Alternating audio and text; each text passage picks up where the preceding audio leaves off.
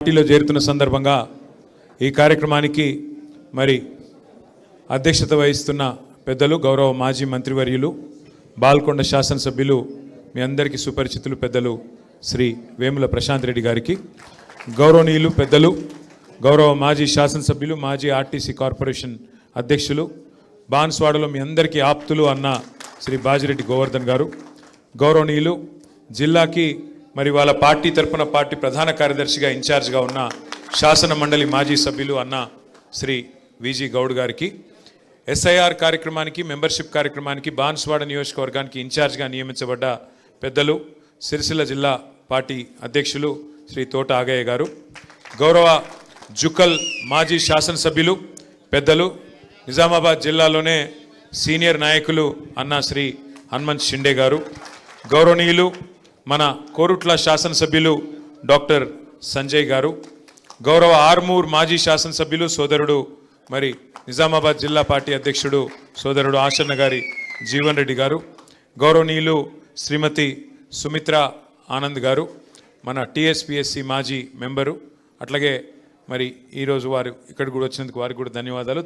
గౌరవనీయులు పెద్దలు మాజీ జెడ్పీటీసీ మా అన్నగారు రత్నకుమార్ అన్నగారు, అట్లాగే జిల్లా రైతు బంధు సంఘం మాజీ అధ్యక్షులు అన్న అంజిరెడ్డి గారు, అట్లాగే మా మున్సిపల్ మాజీ ఉపాధ్యక్షుడు సోదరుడు మరి ఉద్యమ బిడ్డ జుబేర్ గారు, అట్లాగే గౌరవనీయులు ఎల్లమంచలి శ్రీనివాసరావు గారు పెద్దలు మీ అందరికీ ఆప్తులు మా అన్న వెంకటరెడ్డి గారు, అట్లాగే మరి నవీన్ గారు, తర్వాత రవి గారు కోటగిరి నుంచి, రాంబాబు గారు, గౌరవనీయులైన ముగ్గురు కౌన్సిలర్లు కూడా ఇక్కడ ఉన్నారు బాన్స్వాడ నుంచి, ఖలీల్ గారు, పర్వేజ్ గారు, మక్బూల్ గారు, మా తమ్ముడు రాజారాం యాదవ్ గారు, వెనకాల కూర్చున్న మా అలీ మస్కతీ గారు, మా ఎంఎన్ శ్రీనివాసరావు గారు, అట్లాగే మరి మేజర్ గ్రామ పంచాయతీల సర్పంచ్లు కూడా ఇక్కడికి వచ్చినారు, సోదరుడు ధర్మతేజ గారు, మా బీర్కూర్ సర్పంచ్ గారు మాధవరెడ్డి గారు, మరి గౌరవనీయులు సాయిరెడ్డి గారు, ఇంకా నేను ఎవరెవరి పేర్లు చెప్పలేదో వాళ్ళు జర మనసులనే తిట్టుకోండి, బయటికి తిట్టకండి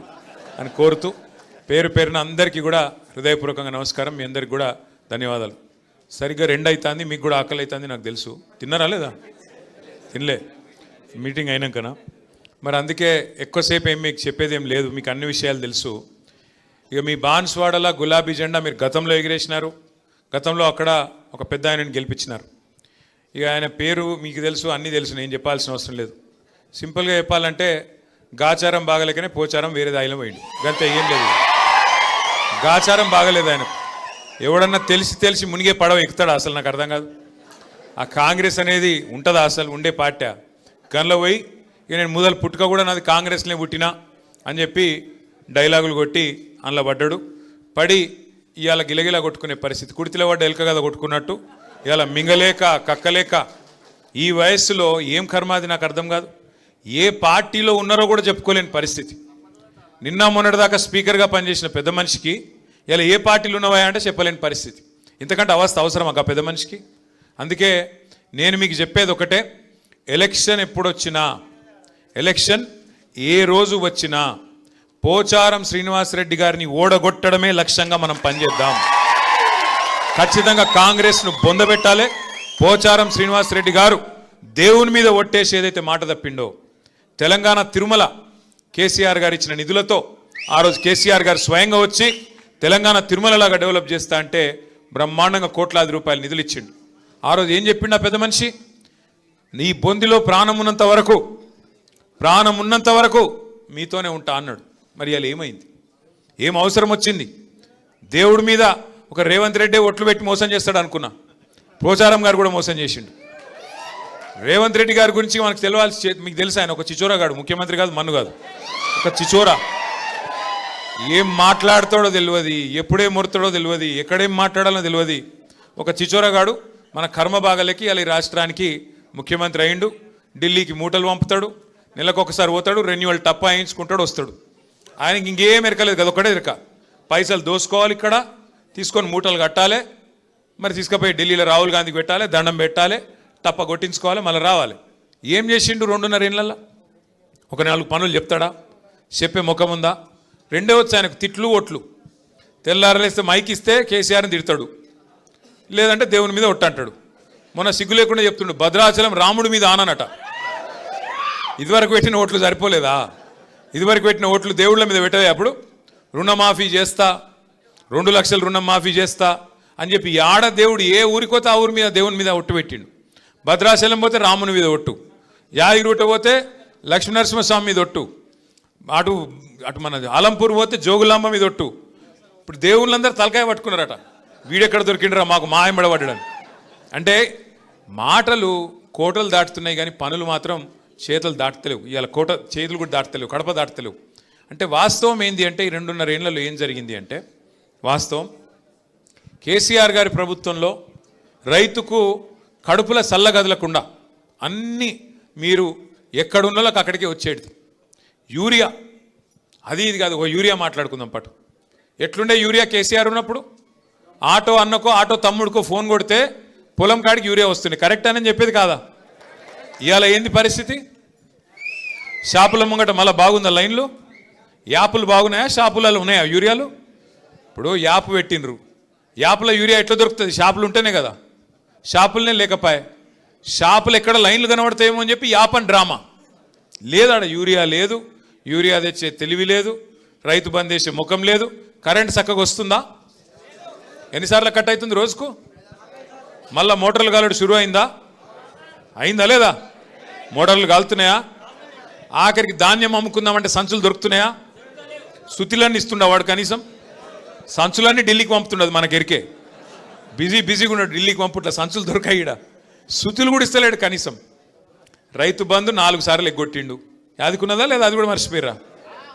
మరి ఇవన్నీ మర్చిపోయి మళ్ళీ పోచారంని గెలిపిద్దామా? బాన్సోడలా కేసీఆర్ను మోసం చేసింది మర్చిపోదాం, రైతుకు వెన్నుపోటు పొడిచింది మర్చిపోదాం, రైతు బంధు 4 సార్లు ఎగ్గొట్టింది మర్చిపోదాం. ఇవన్నీ మర్చిపోయి రేవంత్ రెడ్డిని కాంగ్రెస్ను మళ్ళీ గెలిపించేంత చైతన్యం లేదా మనకు? బాన్స్వాడలా వాళ్ళు ఊహించుకుంటున్నారు. రేవంత్ రెడ్డి ఆయన పార్టీ వాళ్ళు ఏమని, ఆఖరి 6 నెలలకు మళ్ళీ ఏదో కళ్ళబొల్లి కబుర్లు చెప్పి ఏదో కథలు చెప్తే మళ్ళీ ఆగమవుతారు. అమాయకులు తెలంగాణ గ్రామీణ ప్రాంతాల్లో ఉండే రైతులు ఒకసారి మోసం చేసినాం, మళ్ళా మోసం చేస్తాం అని చెప్పి నమ్మకంగా ఉన్నాడు. ఇవాళ 2 లక్షల రుణమాఫీ చేస్తా అన్నాడు. కనీసం 30-40% అయిందా? అది అయిందా కాలేదా? వాస్తవంగా నేను అడిగిన ఆయన అసెంబ్లీలోనే, అయ్యా రేవంత్ రెడ్డి గారు అక్కడ ఇక్కడ కాదు, నీ సొంత ఊరు కొండారెడ్డిపల్లె, ఆడికంటే ఆడికోతాం, లేదా నీ నియోజకవర్గం కొడంగల్, ఒక్క ఊర్లో చూపెట్టు అన్నా, ఒక్క ఊర్లో చూపెట్టు 100% రుణమాఫీ అయినట్టు నేను రాజీనామా చేసి శాశ్వతంగా పోతా అని చెప్పిన. దమ్ము లేదు. నిజాయితీ గల్లోడైతే ఒప్పుకోవాలి. దమ్ము లేదు. ఎందుకు? ఆయనకి ఎరికే కాలేదని. కానీ మాటల పైకి ఏందో చెప్తాడు. ఎన్ని మాటలు చెప్పిండు? 100 రోజుల్లో 6 గ్యారంటీలు అన్నాడు. చేసిండా?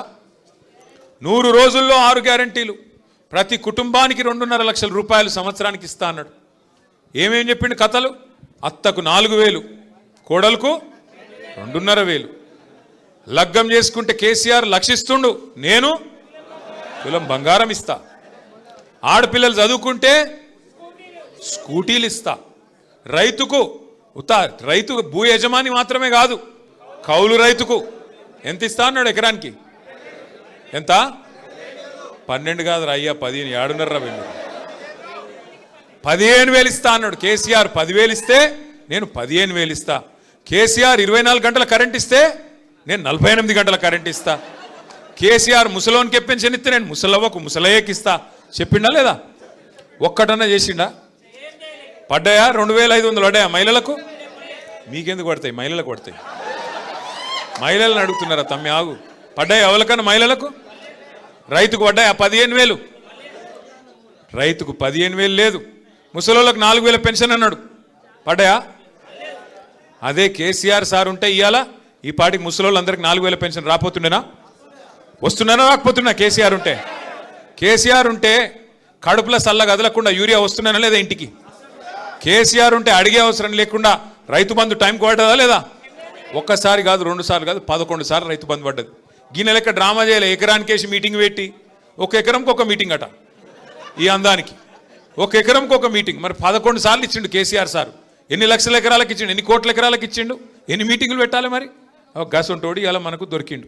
ఇక పోని మీటింగ్ పెడితే ఒక్కటన్నా మంచి మాట మాట్లాడచ్చు కదా. ఒక్కటి ఏం లేదు. అయ్యా కరువు వచ్చింది, ఏం చేయాలా ముఖ్యమంత్రి గారంటే రక్తం జల్లుర్రి. రక్తం జల్లితే పంటలు పండుతాయట. ఇలా పరిస్థితి ఏంది? రాష్ట్రం అంతా కరువు పరిస్తున్నది. బాన్స్వాడలో వానలు పడ్డాయా? కానీ మీకు ఉపాయం తెలుసా? కేసీఆర్ ఎంత గొప్పగా ఆలోచన చేసిండో. కాళేశ్వరం దగ్గర ఏదైతే నీళ్లు ఇలా కిందికి ఉత్తగా సముద్రంలో పోతున్నాయో, ఎక్కడైతే ఇలా కరువు ఉన్నా కూడా కింద నీళ్లు పోతున్నాయి గోదావరిలో, అక్కడ కట్టిండు కేసీఆర్ పంప్ హౌస్. ఆ పంప్ హౌస్ కాడ ఇవాళ రేవంత్ రెడ్డి చేయాల్సిందల్లా బటన్ ఒత్తాలి, అంతే. ఏం పీకేదేం లేదు, నువ్వు పోయి బటన్ ఒత్తాలి. ఒక్క బటన్ ఒత్తితే పంపు చాలు చేస్తే ఇలా మీ నిజాం సాగర్ నిండుతుంది, మీ చెక్ డ్యామ్లు నిండుతాయి, మీ ఎస్ఆర్ఎస్పి ప్రాజెక్టు మొత్తం నింపే మొత్తం ఉపాయం అంతా కేసీఆర్ చేసిపోయిండు. ఇవాళ ఈయనకు ఒక్కటే అడ్డం వస్తున్నది. ఏంటిది? ఈయన చెప్పిన అబద్ధమే ఈయనకు అడ్డం వస్తుంది. ఇన్ని రోజులు ఏమబద్ధం చెప్పిండు? కాళేశ్వరం కూలేశ్వరం అయిపోయింది అన్నాడు. మొన్న మేము పోతిమి చూపెడుతుంది, నేను మా ప్రశాంత్ అన్న అందరం పోతిమి చూపెడుతుంది. ఏమిటిది? ఆడ 1,00,000 క్యూసెక్కుల నీళ్లు పోతున్నాయి.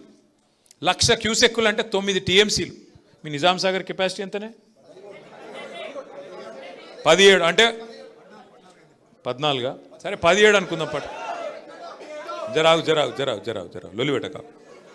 17 టీఎంసీలు అంటే 2 రోజులలో మీ నిజాం సాగర్ నింపచ్చు. 2 రోజులలో గన్ని నీళ్ళు పోతున్నాయి కింద. గన్ని నీళ్ళు పోతుంటే ఈ బేకార్గాడు రైతులంటే పట్టి లేదు, ఆయన లొల్లంత ఒకటే. ఏది పెట్టి కేసీఆర్ని తిట్టాలి. కానీ ఆయనకు ఒకటి ఉన్నది, ఆయన మనసులో ఒకటి ఉన్నది. ఏమిటిది?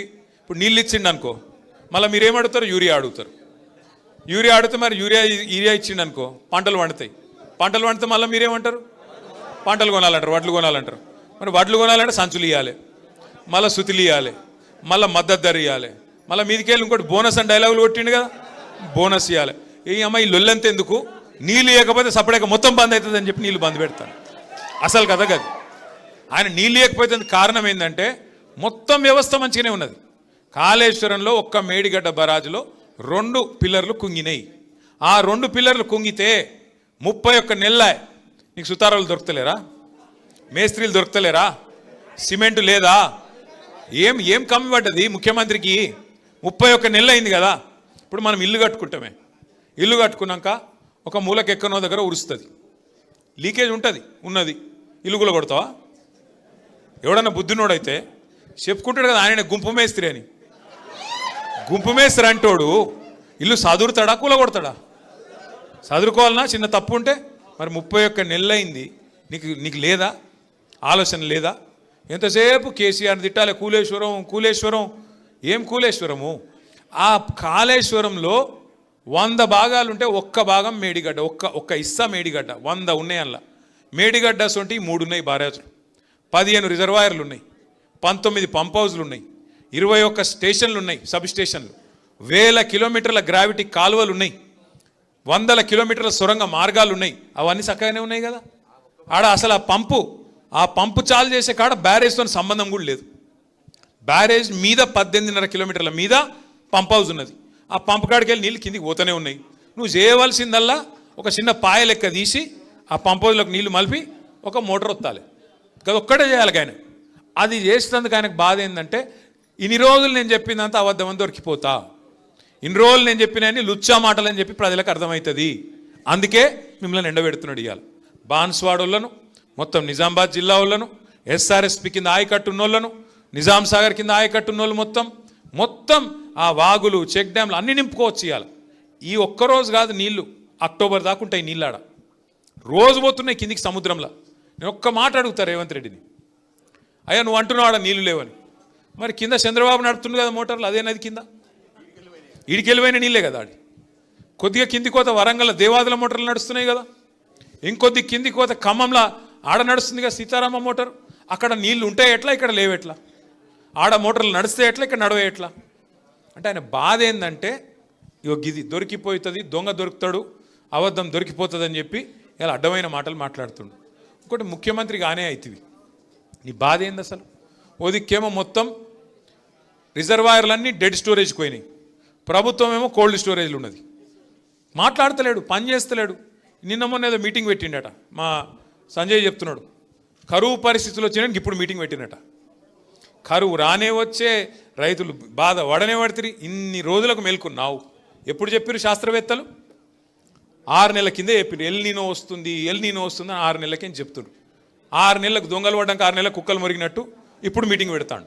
ఏం చేస్తావు మీటింగ్ పెట్టి? ఇప్పుడు ఎవడు బతికిండు ఎవడు తెచ్చిండు చూస్తావా? ఏం చేస్తావు అంటే ఒక ఆలోచన లేదు, ప్రణాళిక లేదు, పద్ధతి లేదు, పాడు లేదు, బూతులు తప్ప ఏ మాత్రం అవగాహన లేని ఒక సన్నాసి ఇలా మనకు ముఖ్యమంత్రిగా ఉండడం అనేది బాధాకరం. ఇలా కేసీఆర్ గారికి కొత్తగా వచ్చే పదవి ఏం లేదు. మళ్ళా గెలిస్తే గదే ముఖ్యమంత్రి పదవి కేసీఆర్కి వస్తుంది. కేసీఆర్ గారికి పదవి గురించి కాదు ఇలా మన ఫికరు. ఇలా మన ఫికర్ ఏంటంటే కష్టపడి తెచ్చుకున్న తెలంగాణ, పోరాటాలతో తెచ్చుకున్న తెలంగాణ. మీ బాన్స్వాడలో కూడా మీరు ఊరు వాడ ఏకం చేసి ఆ రోజు జేఏసీలు కట్టి ఎక్కడోళ్ళు అక్కడ మన టీఆర్ఎస్ వాళ్ళు జెండా ఎగిరేసి బ్రహ్మాండంగా ఆ రోజు కొట్లాడి ఆఖరికి సావుకు తెగించి మన నాయకుడు 11 రోజులు నిరాహార దీక్ష చేసి సావు నోట్లో తలబెట్టి తెచ్చిన తెలంగాణ ఇలా తెరలైతుంది. దాన్ని పాడు చేస్తున్నాడు. గది మన బాధ. గట్లాంటి తెలంగాణని ఇలా బాగా చెడగొడుతుంటే, అట్లాంటి తెలంగాణని ఇలా తెరలు చేస్తుంటే చూడలేక ఉండబట్టలేక మేమందరం పోయినాం కన్నెపల్లి కాడికి. ఆడ నీళ్లు పోతున్నాయి. చూపెట్టిన ముఖ్యమంత్రికి, అయ్యా నీకు అంతగానం కోపం ఉంటే మా మీద కేసులు పెట్టు, ఇంకో 2 ఎక్కువ పెట్టుకో, కానీ రైతులకైతే నీళ్ళు అన్నాం. ఏమంటాడు? రక్తం పోయిర్రి, రక్తం. మా ప్రశాంత్ రెడ్డి అన్న ఏం చేసిన ఎరికేనా? నీ అమ్మనికి రక్తమే కావాలంటే తీసుకోపోయిన రక్తం కూడా ఇచ్చిండు. తీసుకుపోయి ఏం చేసిండు? ఆ ఎస్ఆర్ఎస్పీలకు నీళ్లు నింపే ముప్కల్ అని ఒక పంప్ హౌస్ ఉంటుంది. ఆ ముప్కల్ పంప్ హౌస్ దగ్గర వేయండు, రక్తం పట్టుకొని వేయండు. అక్కడ సూపరింటెండెంట్ ఇంజనీర్ ఉన్నాడు. ఇగో మీ ముఖ్యమంత్రి అడుగుతున్నదా రక్తం, ఇగో తీసుకోరా బై, మాకైతే నీళ్ళు అని చెప్పి ఆ సూపరింటెండెంట్ ఇంజనీర్కి ఇచ్చి వచ్చిండు. మరి ఏం చేయాలి? ఇక ఏం చేయాలి? రక్తం ఇవ్వమంటే రక్తం ఇస్తా అంటిమి, తెలంగాణ కోసం ప్రాణమే ఇస్తా అంటిమి, ఇంకేం చేయాలి?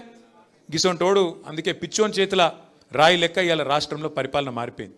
ఒక్క వర్గం ఈ రాష్ట్రంలో, రైతు కావచ్చు, మహిళలు కావచ్చు, అట్లాగే యువకులు కావచ్చు, ఎవ్వరు కూడా ఖుషి లేరు. యువకులను మోసం చేసిండు. 2 లక్షల ఉద్యోగాలు అన్నాడు. మొదటి సంవత్సరంలో 2 లక్షల ఉద్యోగాలు ఇస్తా అన్నాడు. ఇచ్చిండా? మరి 10,000 ఉద్యోగాలు కూడా ఇవ్వలే. ఎన్ని జూటా మాటలు అంటే, నేను అడిగిన రేవంత్ రెడ్డిని, అరే మందికి పుట్టిన బిడ్డలు మా బిడ్డలని ఎన్ని రోజులు చెప్పుకుంటావురా? కేసీఆర్ ఇచ్చిన ఉద్యోగాలు నీ ఉద్యోగాలు ఎట్లా చెప్పుకుంటావు? సిగ్గు లేదా నీకు? 70,000 ఉద్యోగాలు ఇచ్చినట్టు నువ్వు రుజువు చేస్తే, 70,000 ఉద్యోగాల నోటిఫికేషన్లు నువ్వే ఇచ్చినావు, నువ్వే ఉద్యోగాలు ఇచ్చినావు అని రుజువు చేస్తే నేను రాజీనామా చేస్తా అని చెప్పిన. దానికి కూడా మళ్ళీ ఏదో పిసపిస మాటలు తప్ప ఒకటి సొక్క మాట లేదు. ఇక కొత్తగా ఒకటి నేర్చుకున్నాడు ఈ మధ్యన. ఏమైనా రేవంత్ రెడ్డి 100 రోజులనే అన్ని చేస్తా అంటివి, 3 నెలలనే మొత్తం చేస్తా అంటివి కదా, ఏమైనా అంటే కొత్తగా నేర్చుకున్నాడు ఒక కథ. ఏమంటుండే ఇప్పుడు? ఎక్కడన్నా ప్రపంచంలో ఎంత కండలు తిరిగిన పహల్వానైనా 3 నెలలనే పిల్లలు పుట్టిస్తాడా? మాకు తెలియదు అరా నాయన 3 నెలల పిల్లలు పుట్టరని. మాకు పెళ్ళిళ్ళు కాలే, మాకు పిల్లలు లేరా? మాకు తెలియదా? నేను అడుగుతున్నా కాకపోతే రేవంత్ రెడ్డిని, మా బాన్స్వాడ అన్నదమ్ముల సాక్షిగా, అరే 3 నెలల పిల్లలు పుట్టరు మాకు ఎరికే, మరి 31 నెలల పిల్లలు పుట్టకపోతే నేను ఏమనాలి? మరి చెప్పురు మీరు. 3 నెలల్లో పుట్టరు, ఓకే, నో ప్రాబ్లం. 3 నెలలు అయిపోయింది, 31 నెలలు ఒడిసేపాయ. ఏమనాలి మరి? నిన్ను ఏమనాలి? నేను ఆటలేను రాబాయ్, మీరన్నారు. ఇగో నేనేమంటున్నా అంటే, ఆయన తిట్టి నోరు ఖరాబ్ చేసుకుని అక్కడ కూడా లేదు. ఛాన్స్ దొరికినప్పుడు కర్రు కాల్సి వాత ఎట్లా పెట్టాలంటే, ఎడబెట్టాలని తెలుసు కదా, గాడ పెట్టాలి. సురుకు ఎట్లా పెట్టాలంటే, మళ్ళీ జీవితంలో కాంగ్రెస్ అంటే మళ్ళీ ఎవడన్నా కాంగ్రెస్ జెండా పట్టుకొని వస్తే కాలి ఏం చేయాలి జరిగిన ఎక్కువ చెప్పాయి వస్తుంది, ఛాన్స్ వస్తుంది. పోచారం శ్రీనివాస్ రెడ్డిని రాజకీయ భవిష్యత్తును ఆయన బొందబెట్టుకున్నాడు. బండ కట్టుకొని బాయిలో దింకుంటే ఆగుర్రా భయ్, మాట్లాడిరు బండ కట్టుకొని ఆయనే బాయిలో దుంకిండు. మనం ఏం చేసేది లేదు. ఆయనని ఇవాళ దేవుడు కూడా కాపాడలేడు. తెలంగాణ తిరుమల దేవుడు ఉన్నాడు కదా వెంకన్న, ఆ వెంకన్న స్వామి శాపం కూడా ఆయనకు తగులుతుంది.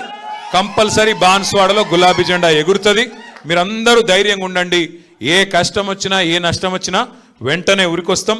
సోదరుడు శ్రీనివాసరావు గారికి ఎంబడ వచ్చిన ప్రతి ఒక్కరికి కూడా పేరు పేరున మళ్ళొక్కసారి స్వాగతం చెబుతూ మీ అందరికీ నమస్కారాలు. పేరు పేరున అందరికీ ధన్యవాదాలు.